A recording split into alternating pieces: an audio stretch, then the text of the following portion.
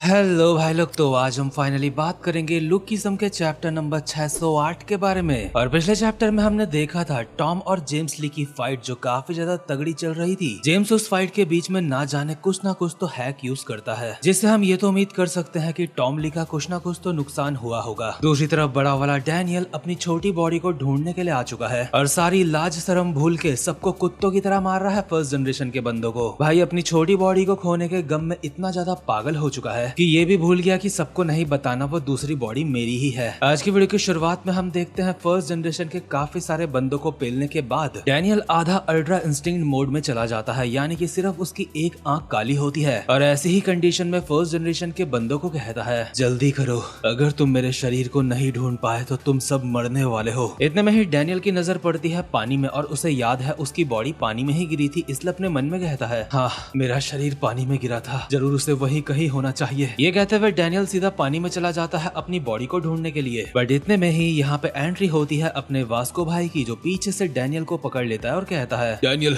शांत हो जाओ, अगर तुम और ज्यादा आगे जाओगे तो तुम मर जाओगे। मैं पहले ही यहाँ पे देख चुका हूँ लेकिन मुझे यहाँ पे कुछ नहीं मिला। जैक ने मुझे बुलाया था और कहा था छोटे वाले डैनियल को यहाँ पे ढूंढने के लिए। तुम्हारे लिए ऐसे आगे जाना काफी ज्यादा खतरनाक हो सकता है, इसलिए आगे मत जाओ। उसके अलावा अभी तुम काफी ज्यादा अजीब बिहेव कर रहे हो डैनियल। डैनियल वास्को का हाथ साइड करते हुए कहता है वास्को मुझे जाने दे हरामजादे कुत्ते के पिल्ले, मेरा शरीर वहाँ कहीं पड़ा हुआ है, उसके बावजूद भी तू मुझे बोल रहा है शांत रहने के लिए। ऑब्वियसली वास्को को ये बातें बिल्कुल भी समझ नहीं आएंगी। वास्को के पास इतना दिमाग नहीं कि एक बार भी उसके दिमाग में ये आ जाए कि डैनियल के पास दो बॉडीज हो सकती है, इसलिए वो ऐसा बोल रहा है। वास्को अपने मन में कहता है ये अभी अजीब अजीब सी बातें कर रहा है, ऐसा हो ही नहीं सकता कि डैनियल का दिमाग ठिकाने में है अभी, इसलिए मुझे डैनियल को रोकना होगा। लेकिन डैनियल एक बार फिर से कहता है मैंने कहा मुझे जाने दे। नहीं डैनियल, इस वक्त तुम पानी में मत जाओ, अभी तुम काफी ज्यादा बौखलाए हुए हो और स्कूल में हमें सिखाया गया था इस तरीके से पानी में नहीं जाना चाहिए। ये कहते हुए वास्को डैनियल को उठा के पानी से बाहर फेंक देता है और डैनियल लैंड होता है अपने दो पैरों पे और वास्को को कहता है वास्को आखिर तू ये क्या कर रहा है। वास्को भी पानी से बाहर आते हुए कहता है डैनियल मैं तुमसे फाइट नहीं करना चाहता, इस वक्त तुम्हारी हालत मुझे नॉर्मल नहीं लग रही है, इसलिए चाहे कुछ भी हो जाए मैं तुम्हें रोकूंगा, भले ही इसके लिए मुझे तुमसे फाइट ही क्यों ना करनी पड़े। लेकिन अचानक से डैनियल अपने घुटनों में गिर जाता है अपना सर पकड़ के, क्योंकि उसके सर पे काफी ज्यादा दर्द हो रहा है और वास्को से चिल्लाया जा रहा है डैनियल तुम्हें क्या हुआ। बट डैनियल काफी ज्यादा दर्द में अपने मन में कहता है मेरा सर,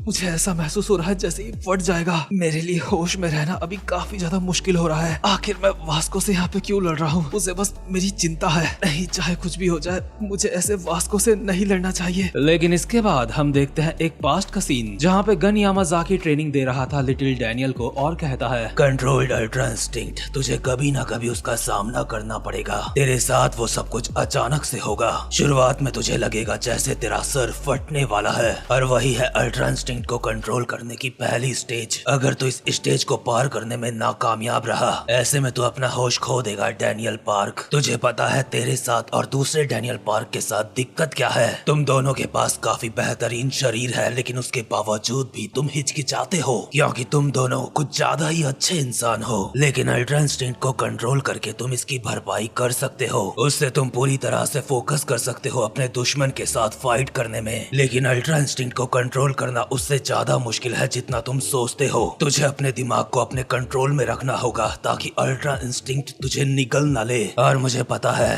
तुम दोनों ये कर लोगे। इसके बाद हम प्रेजेंट टाइम में आते हैं जहाँ पे वास्को म्यूथाई फाइटिंग स्टाइल में आके डैनियल को कहता है मैं तुम्हें रोकूंगा, भले ही इसके लिए मुझे तुम्हें चोट ही क्यों ना पहुंचानी पड़े। लेकिन डैनियल अचानक से वास्को के पास आके उसके पेट में खतरनाक सा मुक्का बजा देता है और कहता है इतना ज्यादा अच्छा बनने की एक्टिंग बंद कर, तू हमेशा इंसाफ के बारे में भाषण देता रहता है, तुझे क्या लगता है तू कोई हीरो है। ये मुक्के से वास्को जैसे बंदे ने भी मुंह से विमल थूक दिया होता है जो बेचारा विमल खाता तक नहीं। और डैनियल अपने मन में कहता है वास्को मुझे माफ करना, मेरा शरीर मेरी सुन नहीं रहा है। इसके बाद वास्को डैनियल के एक पंच मारता है जिसे डैनियल बहुत ही आसानी से डॉज कर लेता है और वास्को अपने मन में कहता है मैं डैनियल की हालत समझ सकता हूँ लेकिन चाहे कुछ भी हो मुझे डैनियल को रोकना होगा। लेकिन कद्दू नहीं समझता वास्को उसकी हालत। डैनियल ने उसके सामने बोला है कि मुझे अपनी दूसरी बॉडी को ढूंढने जाना है और वास्को को शक तक नहीं हुआ कि वो सच बोल रहा है। वास्को को बस अभी इतना पता है कि डैनियल कुछ अजीब लग रहा है और उसे डैनियल को रोकना है और कुछ नहीं। इसलिए वास्को डैनियल के एक पंच मारते हुए अपने मन में कहता है मुझे ये फाइट जल्दी खत्म करनी होगी। लेकिन वो पंच डैनियल के लगने से पहले डैनियल अपना सर वास्को के मुंह पे बजा देता है, जिससे वास्को का मुंह ऐसा हो चुका है जैसे कुछ बहुत ज्यादा खट्टा खा लिया है। और वास्को अपने मन में कहता है, क्या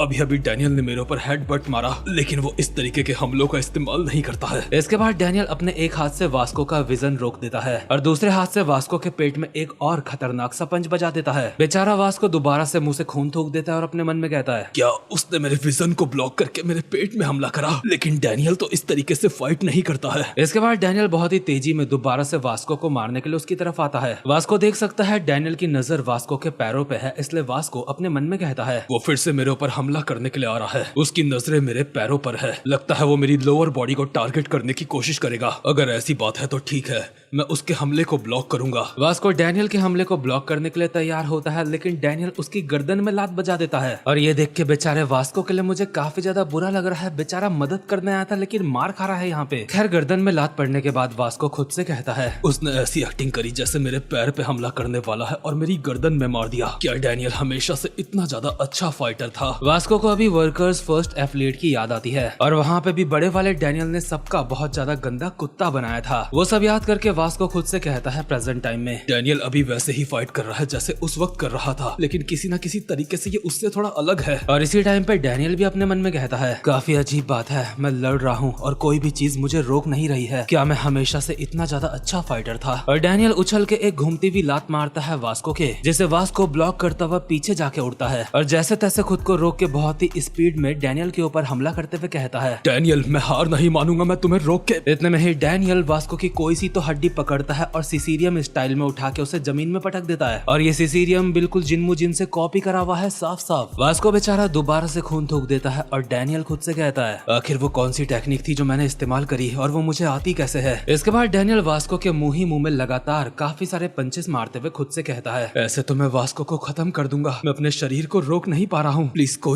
कोई तो आके मुझे रोक लो। लेकिन ये तो है डैनियल के मन की आवाज। लेकिन बाहर से डैनियल बेकाबू हो चुका है और एक स्माइल के साथ कहता है, ये सच में काफी ज्यादा मजेदार है। क्या ऐसा इसलिए है क्योंकि तू काफी ज्यादा मजबूत है? सच में तुझे पेलने में मुझे बहुत ज्यादा मजा आ रहा है। बट इतने में ही यहाँ पे एंट्री होती है जे की, जो अचानक से आके डैनियल को पकड़ लेता है उसको रोकने के लिए। डैनियल उसको देख के कहता है, अबे साले, आखिर अब तू कौन है बे? हरामखोर पीले बाल वाले, मुझे छोड़ दे। ये कहकर डैनियल जे के भी मुंह ही मुंह पे मुक्के बजा देता है। बट यूआई मोड के अंदर फंसा हुआ डैनियल खुद से कहता है, नहीं, भाग जाओ, मुझसे दूर भाग जाओ, चाहे कुछ भी हो जाए, मुझे खुद से लड़ना होगा, मुझे अपनी चेतना को अपने काबू में करना होगा। लेकिन बाहर से तो डैनियल अब भी जे को पेले जा रहा है और उसे मारते मारते कहता है, हरामजादे, मैंने कहा मुझे छोड़ दे। ठीक है, तू मुझे नहीं छोड़ेगा ना? अगर ऐसी बात है तो मैं तुझे मार मार के लूला लंगड़ा बना दूंगा। लेकिन जे डैनियल को छोड़ने का नाम नहीं ले रहा होता, उसने कस के डैनियल को पकड़ा होता है और डैनियल को पता है वो इस तरीके से अपने बॉयफ्रेंड को नहीं मार सकता क्योंकि अगली बार फिर जे पैसे भी नहीं देगा। खैर, जस्ट किडिंग। बट डैनियल अभी खुद को रोकने के लिए खुद की ही जीभ काट लेता है। उसके मुंह से काफी सारा खून निकलने लगता है और नीचे गिरते हुए डैनियल कहता है, दोस्तों